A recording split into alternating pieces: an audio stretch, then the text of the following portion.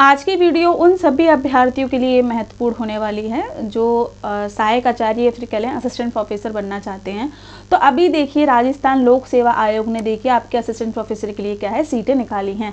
जैसा कि यहाँ पर आपको ये नोटिस दिख रहा होगा और आप डेट भी देख सकते हैं 13, ठीक है 13 दिसंबर 2024 को क्या है वैकेंसी निकाली। अभी कुछ देर पहले ही क्या है नोटिस देखने को मिला। तो देखिए क्या लिखा है कि आयोग द्वारा कॉलेज शिक्षा विभाग के लिए राजस्थान शिक्षा सेवा महाविद्यालय शाखा नियम 1986 के अंतर्गत सहायक आचार्य यानी कि असिस्टेंट प्रोफेसर के 30 विषयों में कुल 575, ध्यान देंगे 575 पदों पर क्या है भर्ती निकली है। एक अच्छा अवसर है जो अभ्यर्थी असिस्टेंट प्रोफेसर बनना चाहते हैं, ठीक है। ऑनलाइन आवेदन आमंत्रित किए गए हैं कितने पदों के लिए 575 पदों के लिए। पद स्थायी हैं तथा विभाग से प्राप्त कुल रिक्तों की पदों की संख्या या फिर कह लें कि पदों की संख्या में कमी वृद्धि की जा सकती है। देखिए जो इन्होंने रिक्ति निकाली है सीटें निकाली हैं कितनी सीटों पर आवेदन है 575 पर। तो देखिए इसमें सीटें बढ़ भी सकती हैं, ठीक है, या थोड़ी कम भी हो सकती हैं, ठीक। तो इसका निर्धारण क्या है जो राजस्थान लोक सेवा आयोग है वो करेगा। लेकिन हाल ही में जो कुल संख्या दी है 575 पर क्या है आवेदन मांगे गए हैं कितने विषयों में, तो 30 विषयों में ये क्या है वैकेंसी देखने को मिल रही है। एक अच्छा अवसर है उन अभ्यर्थियों के लिए जो असिस्टेंट प्रोफेसर बनना चाहते हैं। अब देख लेते हैं एक तरफ क्या आपके विषय के नाम है और पदों की संख्या लिखी कि आपके सब्जेक्ट में कितनी सीटें हैं। तो आप अपने सब्जेक्ट के हिसाब से सीटें देख लेंगे। तो सबसे पहला है चित्रकला, तो देखिए इसमें 8 सीटें देखने को मिल रही हैं। अर्थशास्त्र की बात करें 23 सीटें हैं, ठीक। वहीं अगर अंग्रेजी की बात करें इसमें 21 सीटें हैं और GPEM की बात करें तो इसमें 1 सीट है। भूगोल सबसे ज़्यादा रिक्ति देखिए आप किसी विषय में देखने को मिल रही है तो वो क्या है भूगोल, इसमें कुल 60 सीटें हैं, ठीक। अगर हम बात करें हिंदी विषय की तो 58 सीटें, ठीक है। भूगोल के बाद यदि कोई सब्जेक्ट है जिसमें अधिक सीटें दिख रही हैं तो वो कौन सा है हिंदी विषय। इतिहास की बात करें तो इतिहास में देखिए 31 सीटें हैं। गृह विज्ञान में आपको 12 सीटें देखने को मिल रही हैं। संगीत वाद्य में देखिए 4 सीटें हैं। संगीत कंठ में 7 सीटें हैं और फारसी विषय में क्या है 1 सीट देखने को आपको मिल रही है। दर्शन शास्त्र की बात करें तो उसमें देखिए 7 सीटें हैं। वहीं राजनीति विज्ञान की बात करें तो 52 सीटों पर क्या है असिस्टेंट प्रोफेसर की आवेदन मांगे गए हैं। मनोविज्ञान में 7 सीटें हैं। लोक प्रशासन में 6 सीटें हैं। अगर हम बात करें संस्कृत विषय की, संस्कृत में देखिए 26 पद पर क्या है आवेदन मांगे गए हैं।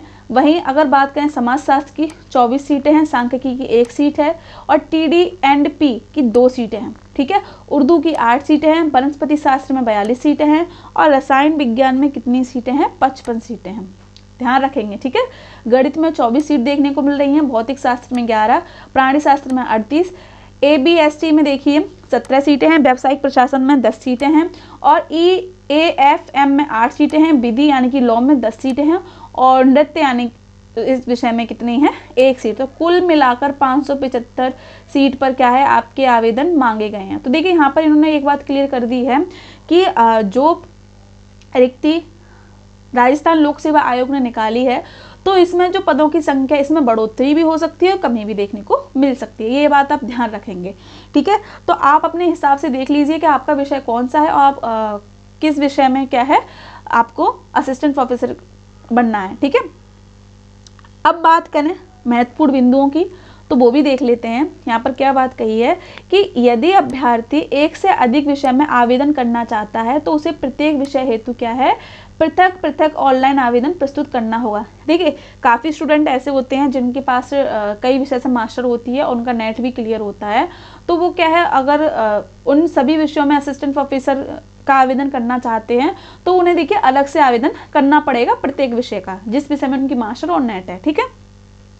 अब देखिए दूसरा इन्होंने क्या कहा है कि उक्त पदों से संबंधित शैक्षणिक योग्यता, आयु सीमा में छूट, ठीक है, संबंधी प्रावधान तथा पदों का वर्गवार वर्गीकरण पृथक से आयोग की वेबसाइट पर शीघ्र जारी कर दिया जाएगा। यानी कि जो ये अभी नोटिस जारी किया है राजस्थान लोक सेवा आयोग ने असिस्टेंट प्रोफेसर के लिए, तो इन्होंने डाटा दे दिया है आपको कि इतने विषयों में इतनी सीटें हैं और आपको असिस्टेंट प्रोफेसर के लिए आवेदन करना है। अब जो क्राइटेरिया है उस संबंध में जो नोटिस है या फिर कह लें जो विज्ञप्ति है या अधिसूचना है ये आपको कुछ समय बाद देखने को मिल जाएगी, ध्यान रखेंगे इस चीज़ का। अब देखिए इन्होंने जो महत्वपूर्ण बातें कही हैं तो देख लेते हैं यहाँ पर कि अधिसूचना दिनांक 17/1/2013 के अनुसार किसी वर्ष विशेष में सीधी भर्ती के लिए अनुसूचित जाति या यथास्थिति अनुसूचित जनजातियों एवं कार्मिक विभाग की अधिसूचना 28/7/2023 के अनुसार किसी वर्ष विशेष में सीधी भर्ती के लिए पिछड़े वर्गों यथास्थिति अति पिछड़े वर्गों के पात्र उपयुक्त अभ्यर्थी उपलब्ध न होने की दशा में उनके लिए इस प्रकार आरक्षित रिक्तियां को पश्चातवर्ती 3 भर्ती वर्षों के लिए अग्रणित किया जाएगा। ठीक है, ध्यान रखेंगे आप यहाँ पर ये चीजें। इसके बाद अगला पॉइंट देखेंगे, इन्होंने क्या लिखा है कि राजस्थान राज्य के आर्थिक रूप से कमजोर EWS के लिए आरक्षित पदों हेतु पात्र एवं उपयुक्त अभ्यर्थी उपलब्ध नहीं होने पर इन पदों का नियमानुसार सामान्य प्रक्रिया से भरा जाएगा। यहाँ ना सीधी बात कही है, यदि कोई राजस्थान राज्य से है और वो EWS कैटेगरी में आता है और जो सीटें EWS कैटेगरी के लिए निकाली गई हैं वो उतने फॉर्म फिल नहीं हो पाते हैं या फिर उतनी योग्यता में कोई व्यक्ति अभ्यर्थी नहीं आ पाता है, तो उनकी रिक्ति को क्या है, जो जनरल कैटेगरी के स्टूडेंट होंगे तो उनको क्या है यहाँ पर सीधे भर्ती दी जाएगी, यानी कि जो प्रक्रिया रहती है चयन की उसके माध्यम से। ठीक है, अगला इन्होंने बोला है, अगला पॉइंट है कि किसी वर्ष विशेष में या तो विधवा या विच्छिन्न विवाह प्रतिक्ता तलाकशुदा महिलाओं में से किसी पात्र उपयुक्त अभ्यर्थी के उपलब्ध न होने की दशा में रिक्तियों की प्रथमता अंतर परिवर्तन द्वारा अर्थात विधवाओं के लिए आरक्षित रिक्तियों की विच्छिन्न विवाह प्रतिक्ता तलाकशुदा महिलाओं से इसके विपरीत ये सारी इन्होंने डाटा लिखा है। तो इसमें क्या बोला है कि आरक्षण को प्रवर्ग के भीतर क्षैतिज आरक्षण माना जाएगा, अर्थात प्रवर्ग की समान योग्यता में चयनित महिलाओं को भी महिला कोटे के विरुद्ध समायोजित किया जाएगा। ठीक है, यदि इस कैटेगरी की जो महिलाएं हैं वो इस योग्यता में नहीं आती हैं, फॉर्म उतने फिल नहीं होते हैं, तो और लोगों को क्या यहाँ पर जो महिला स्टूडेंट हैं उनको यहाँ पर मौका दिया जाएगा। ठीक है, दूसरी बात इन्होंने क्या बोला है कि विशेष योग्यजन निःशक्तजन के लिए दर्शाए गए पदों का आरक्षण क्षैतिज हॉरिजॉन्टल है, अर्थात सभी अभ्यर्थी जिस वर्ग का होगा उसे उसी वर्ग के अंतर्गत समायोजित किया जाएगा। महत्वपूर्ण लाइन है, ध्यान रखेंगे। ठीक है, अगला देखिए, इन्होंने बोला है कि राजस्थान सिविल सेवा यानी कि भूतपूर्व सैनिकों का आमेलन सन 1988 के अनुसार भूतपूर्व सैनिकों के लिए रिक्तियों के आरक्षण सीधी भर्ती में प्रवर्गवार क्षैतिज होगा, यानी कि कोई भूतपूर्व सैनिक हैं तो उनके लिए भी क्या पर आरक्षण देखने को मिल रहा है। ठीक, ध्यान रखेंगे इस चीज़ को। अगला देखिए, उन्होंने क्या बोला है कि राजस्थान दिव्यांग जन अधिकार नियम 2018 के अनुसार जहां किसी भर्ती वर्ष में कोई रिक्ति उपयुक्त बेंचमार्क निःशक्तजन की अनुपलब्धता के कारण या किसी अन्य कारण से भरी नहीं जा सकेगी, तो ऐसी रिक्ति आगामी भर्ती वर्ष में अग्रनीत की जाएगी। यदि आगामी भर्ती वर्ष में उपयुक्त बेंचमार्क निःशक्तजन उपलब्ध नहीं होते हैं तो प्रथमता निःशक्तता के निर्धारित विभिन्न श्रेणियों में अंतर परिवर्तन, ठीक है, इंटरचेंज कर भर दिया जाएगा।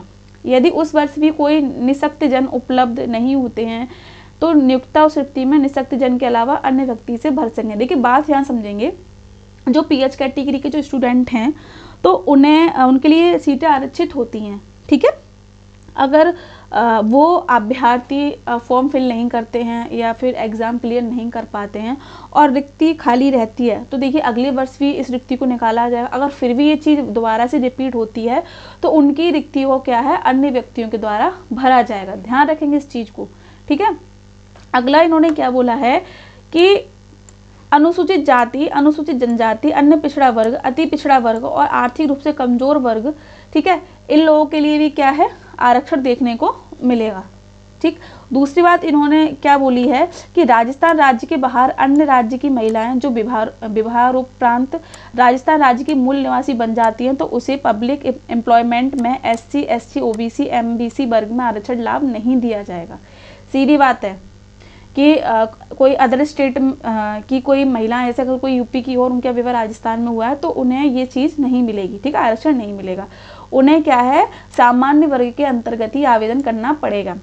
यदि वो राजस्थान की नहीं है और अदर किसी स्टेट से उनका विवाह होकर राजस्थान के किसी घर में हुआ है, अगर वो सोच रही हैं असिस्टेंट प्रोफेसर बनने का कि उन्हें आरक्षण मिलेगा अनुसूचित जाति और OBC कैटेगरी का या जनजाति कैटेगरी का, तो उन्हें ये नहीं मिलेगा। उन्हें आवेदन क्या है, सामान्य वर्ग में भरना पड़ेगा, यानी कि जनरल कैटेगरी में ही भरना पड़ेगा। ठीक, अगला पॉइंट उन्होंने लिखा है कि कार्मिक विभाग की अधिसूचना दिनांक 5/3/2013 और 21/11/2019 के अनुसार ही उत्कृष्ट खिलाड़ी की पात्रता रखने वाले अभ्यर्थियों को आरक्षण लाभ दिया जाएगा। ठीक है। अब दूसरी बात इन्होंने देखिए बिंदु संख्या 1 से लेकर, जो मैंने आपको ये जो महत्वपूर्ण बिंदु हैं वो बताए हैं, 8 तक के प्रावधान संबंधित वर्ग के अंतर्गत पद आरक्षित होने की स्थिति में ही लागू किए जाएंगे। ठीक है, ये चीज़ आप देख लेंगे। अगला इन्होंने क्या लिखा है कि अभ्यर्थी को वांछित शैक्षणिक अर्हताएं, शैक्षणिक योग्यता, अनुभव, आयु इत्यादि होने पर ही ऑनलाइन आवेदन करना चाहिए। देखिए आप एक चीज़ याद रखेंगे, अभी कुछ टाइम पहले ही क्या राजस्थान ने जो असिस्टेंट प्रोफेसर के एग्ज़ाम कराए थे और कुछ विषय के क्या रिजल्ट भी आ गए हैं, अभी कुछ विषय रह गए हैं। तो जब आवेदन किए गए थे तो ऐसे काफ़ी स्टूडेंट थे जिनकी मास्टर नहीं थी या जिनके डॉक्यूमेंट गलत पाए गए। तो जो राजस्थान लोक सेवा आयोग उन्होंने एक नोटिस जारी किया था, यदि कोई ऐसा अभ्यर्थी है जिन्होंने गलत इन्फॉर्मेशन दी है, ठीक है, वो इस वैकेंसी के लिए या फिर कह लें इस पद के लिए योग्य नहीं है और फिर भी वो आवेदन भर रहा है, तो उसकी तरफ क्या है सख्त कार्रवाई की जाएगी।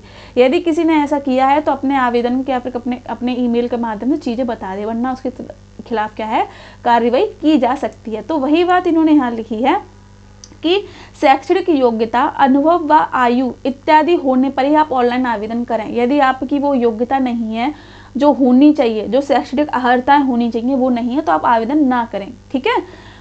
आयोग द्वारा अभ्यर्थी को ऑनलाइन आवेदन पत्र की अनुमत संशोधन तिथि तक ऑनलाइन आवेदन पत्र को प्रत्याहरित करने का विकल्प उपलब्ध रहेगा। यदि कोई व्यक्ति फिर भी करता है तो देखिए उनके लिए क्या है, जो पद है उसको प्रत्याहरित करने का ऑप्शन रहेगा। अगर वो फिर भी नहीं मानता है तो उसके प्रति क्या है सख्त कार्रवाई की जाएगी। जैसा इन्होंने दूसरे पॉइंट में लिखा है कि असत्य एवं गलत सूचना के आधार पर आवेदन करना तथा अर्हता नहीं होने पर भी उसे प्रत्याहरित नहीं किए जाना भारतीय न्याय संहिता की धारा 217 के तहत दंडनीय अपराध है। ऐसे अभ्यर्थियों को कालांतर में काउंसलिंग, पात्रता जांच, साक्षात्कार के दौरान अपात्र पाए जाने पर आगामी 1 वर्ष की अवधि के लिए भर्ती परीक्षाओं से विवर्जित कर दिया जाएगा, निष्कासित कर दिया जाएगा। देखिए यदि कोई कर देता है और उसके पास वो सारी चीज़ें नहीं है, शैक्षिक अर्हताएं नहीं है, और यदि उसका रिटर्न भी क्लियर हो जाता है, लेकिन जब आपका साक्षात्कार होगा, ठीक है, डॉक्यूमेंट वेरिफिकेशन होगा, तब तो आप पकड़े जाओगे ना, तो उसे सजा दी जाएगी। ठीक है। तो ऐसे स्टूडेंट ध्यान रखें, अगर आपके पास वो योग्यता नहीं है, वो शैक्षिक अर्हताएं नहीं है, तो आप ये कार्य नहीं करें। ठीक है। दूसरी उन्होंने देखिए कि शैक्षणिक अर्हता संबंधी प्रावधान कि उक्त पदों की अपेक्षित शैक्षणिक अर्हता के अंतिम वर्ष की परीक्षा में सम्मिलित हो चुका या सम्मिलित हो रहा वाला व्यक्ति भी आवेदन करने के लिए पात्र होगा, किंतु उसे आयोग द्वारा आयोजित साक्षात्कार से पूर्व शैक्षणिक अर्हता अर्जित करने का सबूत देना होगा। वही बात है कि आपको सारी क्राइटेरिया पार करना पड़ेगा। ठीक है। तो दूसरे उन्होंने लिखा है कि साक्षात्कार से पूर्व अभिव्यक्ति से आश्रित साक्षात्कार की प्रक्रिया प्रारंभ होने की दिनांक साक्षात्कार का पहला दिन है। तो ये कुछ नोटिस थे, कुछ नियम थे, इन्होंने बता दिया है। अगली बात देखिए, अगर हम आयु सीमा की बात करें तो उन्होंने लिख दिया है कि दिनांक 1 जुलाई 2025 के न्यूनतम 21 वर्ष और अधिकतम क्या है 40 वर्ष से कम, यानी कि जो आपकी अगर आप 21 वर्ष के हो गए हैं तो आप आवेदन कर सकते हैं, और आपकी एज देखिए 40 वर्ष से कम होनी चाहिए। ठीक है। तो वो व्यक्ति भी क्या है आवेदन कर सकते हैं। अब देखिए इन्होंने आरक्षण के लिए कुछ बिंदु दिए हैं। तो विभिन्न वर्गों अन्य विशिष्ट श्रेणियों हेतु देय आयु सीमा में छूट के प्रावधान। ठीक है। तो अभ्यर्थियों का वर्ग एवं अन्य विशिष्ट श्रेणियां, अब देख लेते हैं क्या क्या आरक्षण देखने को मिलेगा। राजस्थान राज्य के अनुसूचित जाति, अनुसूचित जनजाति, पिछड़ा वर्ग, अति पिछड़ा वर्ग एवं आर्थिक रूप से कमजोर वर्ग के लिए क्या है आयु में छूट देखने को मिल रही है। उन्हें 5 वर्ष की छूट देखी जा सकती है। यहाँ पे दिख रहा है आपको 5 वर्ष की छूट दी जाएगी। जो राजस्थान राज्य से अनुसूचित जाति या फिर कह लें अनुसूचित जनजाति, पिछड़ा वर्ग के अंतर्गत आता है, अति पिछड़ा वर्ग के अंतर्गत आता है, तो उनके लिए क्या है 5 वर्ष की छूट देखने को मिलेगी। दूसरे इन्होंने बिंदु लिखा है कि सामान्य वर्ग, देखिए जो पुरुष अभ्यर्थी हैं उन्हें भी यहाँ छूट मिलेगी, और सामान्य वर्ग की महिलाएं, अगर जनरल कैटेगरी की महिलाएं हैं तो उन्हें भी क्या है 5 वर्ष की छूट देखने को मिल रही है। ठीक है, ध्यान रखेंगे इस चीज़ को।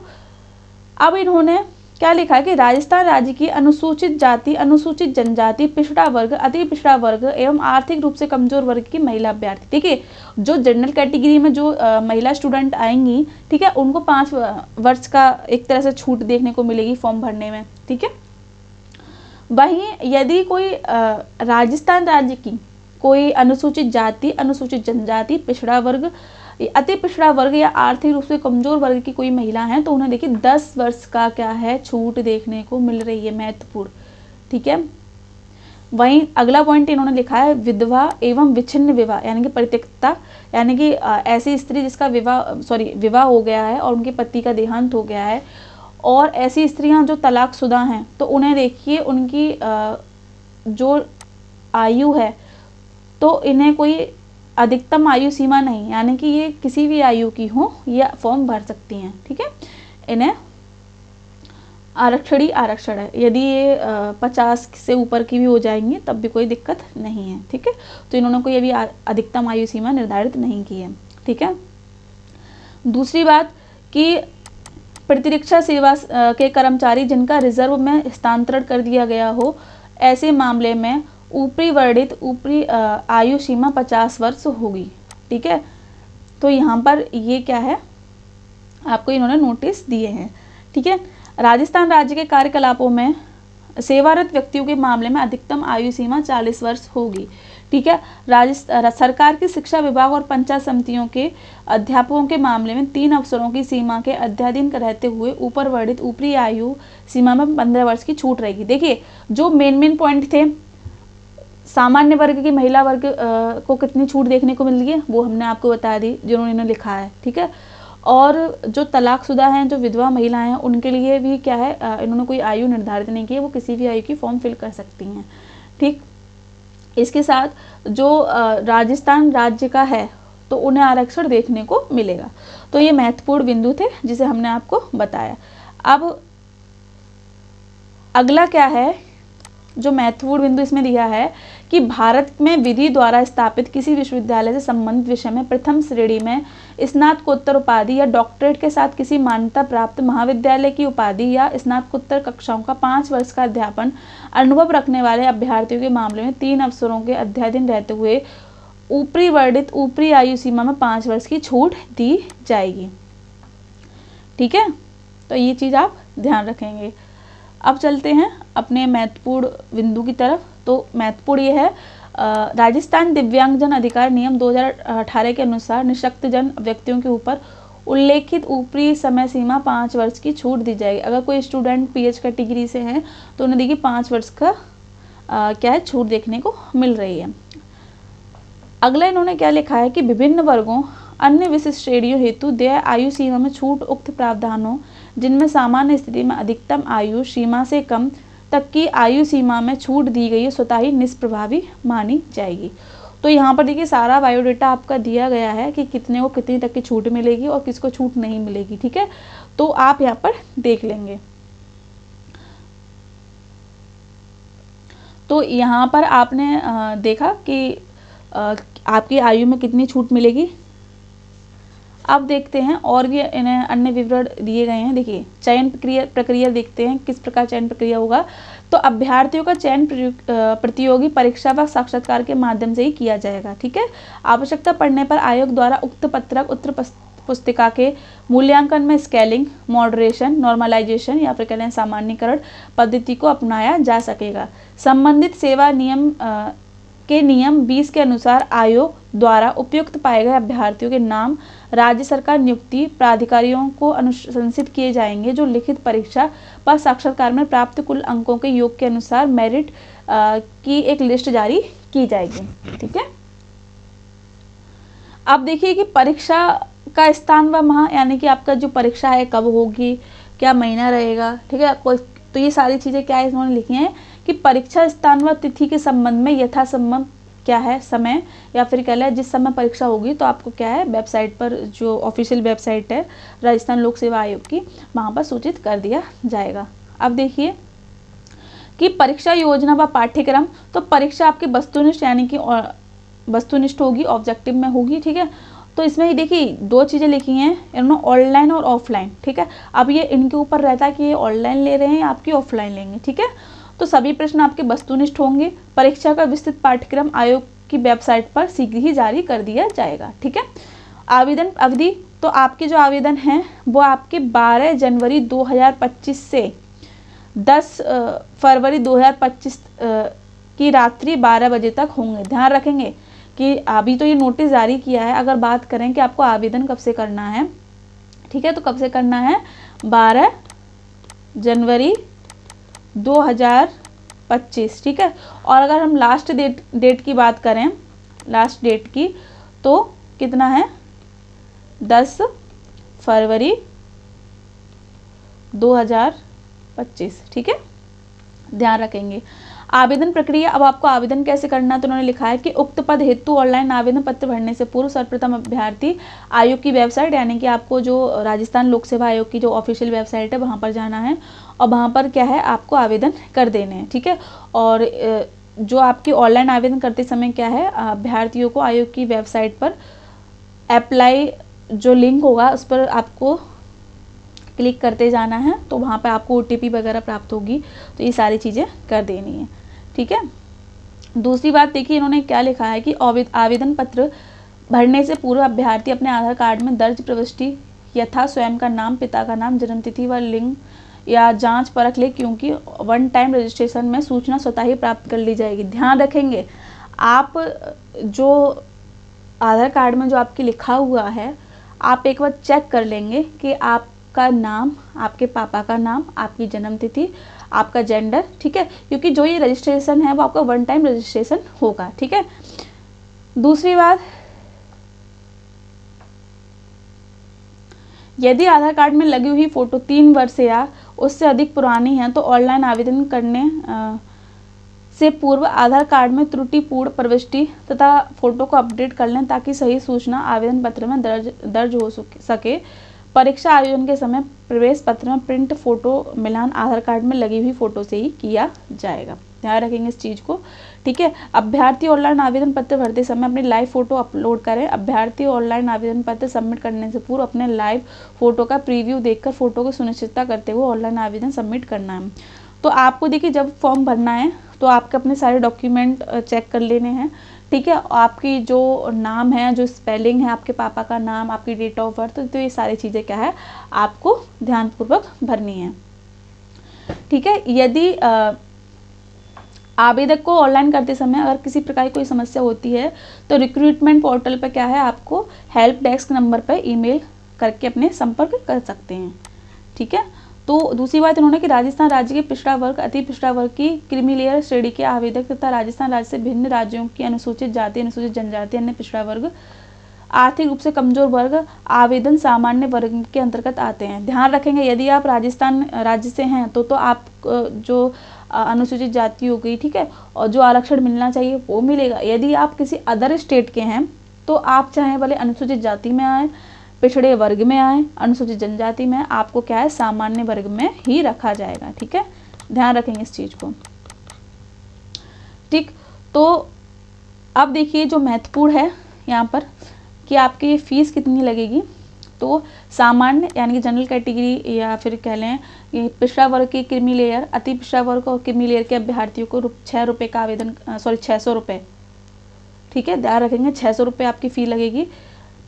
वहीं अगर हम आरक्षित वर्ग की बात करें जिसमें राजस्थान के जितने भी वर्ग आते हैं, ठीक है, तो अनुसूचित जाति, अनुसूचित जनजाति, पिछड़ा वर्ग, ठीक है, नॉन क्रीमी लेयर और अति पिछड़ा वर्ग, नॉन क्रीमी लेयर, आर्थिक रूप से कमजोर वर्ग और शहरी क्षेत्र के अभ्यर्थियों को देखिए 400 रुपये का आवेदन करना होगा, यानी कि आपकी फ़ीस जो है 400 रुपये है, ठीक। वहीं अगर हम बात करें तो जो PH कैटेगरी के स्टूडेंट हैं उनकी जो फ़ी है वो कितनी लगेगी, 400 रुपये लगेगी। ध्यान रखेंगे, ठीक है। तो यहाँ पर ये सारी चीज़ें इन्होंने नोटिस में लिख दी हैं। अब बात करते हैं कि जो आपका पेपर होगा वो कैसे होगा।